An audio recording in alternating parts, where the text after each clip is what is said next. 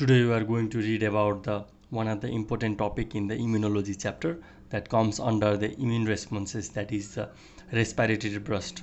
The respiratory burst is also called as oxidative burst.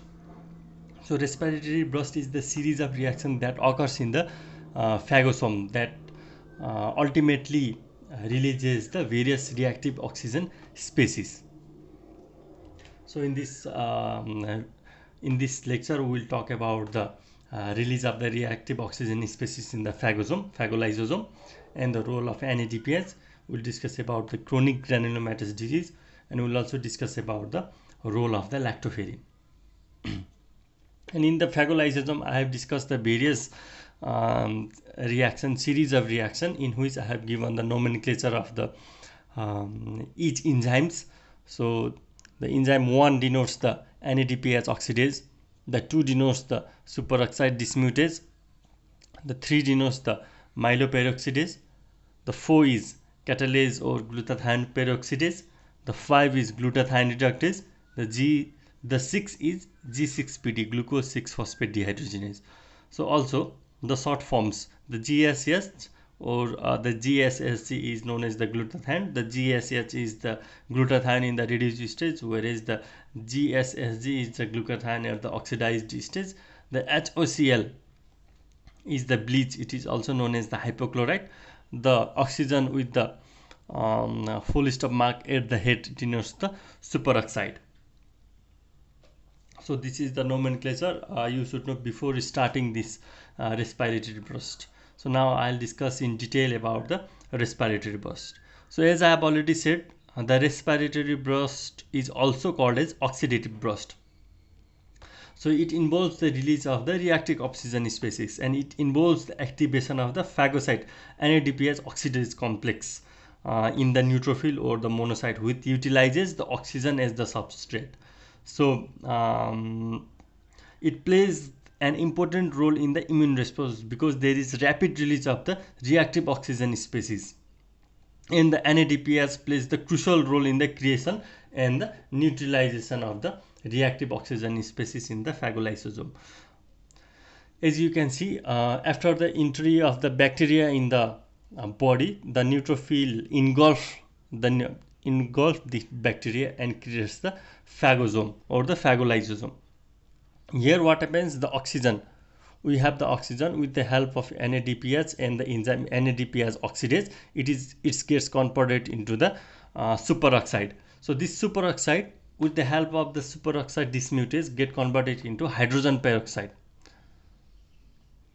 and the hydrogen peroxide with the help of the enzyme myeloperoxidase converted into the HOCl, that is the bleach. So this bleach or hypochlorite is very toxic to bacteria that is produced inside the phagolysosome. This bleach or hypochlorite disintegrate the bacterial membrane, and it ultimately kills the bacteria.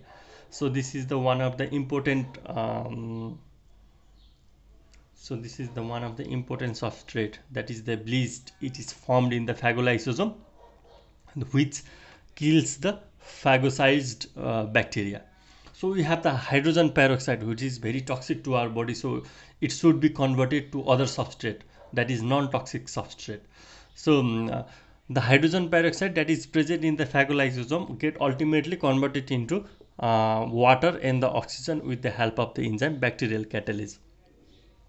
So this hydrogen peroxide gets out of the this phagolysosome inside the neutrophil, and it is converted into the water, and there is the conversion of the glutathione to reduce state to the oxidized state with the help of the catalase or glutathione peroxidase. Simultaneously, from the HMP shunt, we have the NADPH, which gets converted into NADP by the help of the enzyme glutathione reductase.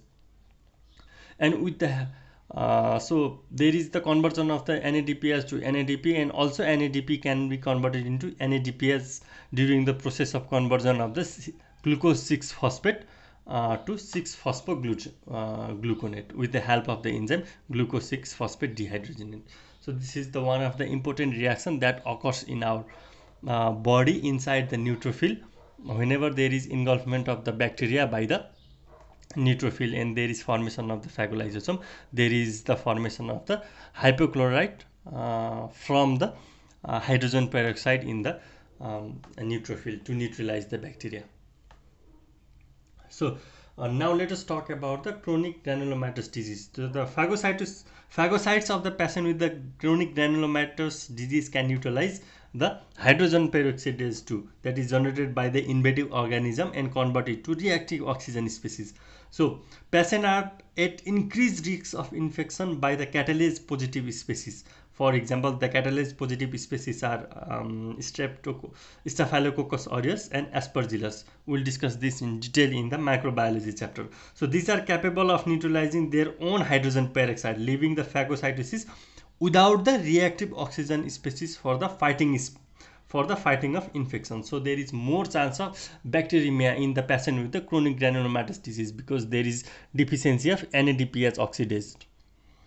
So the piocenin of the Pseudomonas aeruginosa can generate the reactive oxygen species to kill the competing pathogen. So the oxidative burst also leads to potassium influx, which releases the lysosomal enzyme. So there is also influx of the potassium.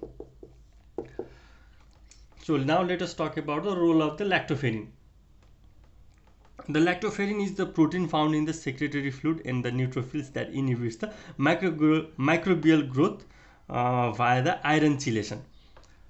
So that is the main role of the lactoferrin. So sometimes what happens is that our sputum appears the blue-green color. Why there is appearance of the blue-green color? Because of the enzyme myeloperoxidase. So the myeloperoxidase contain the blue-green heme-containing pigment that gives the sputum its color. So whenever we have the respiratory tract infection, lower respiratory tract infection, there is the series of reaction in the respiratory burst, and there is the more action of the myeloperoxidase. This gives the sputum the blue-green color. The heme, it is the heme-containing pigment that gives the sputum its color. So we have discussed detail about the respiratory burst or the oxidative burst. I am going to summarize it in short. So respiratory burst is the series of reaction occurring inside the phagolysosome.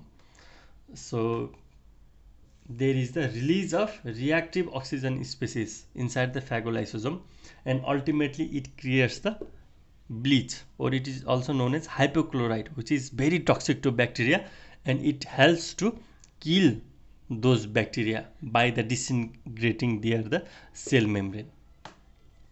So the hydrogen peroxide and other reactive oxygen species eventually gets converted into non-toxic substance, because the reactive oxygen species are the toxic substances, and it also disintegrates our membrane too, our cell membrane, if they remain for a long time. So they are converted into the non-toxic substances such as water and oxygen, and also eventually the 6-phosphogluconate that can be eventually be metabolized into the other metabolism. So we discuss about the role of reactive oxygen species, we discuss the role of the NADH, we discuss about the chronic granulomatous disease, and we discuss about the role of lactoferrin. We also discuss about the why our sputum becomes blue-green during the lower respiratory tract infection. So I hope you understood this topic on the respiratory burst, or it is also known as the oxidative burst. Thank you.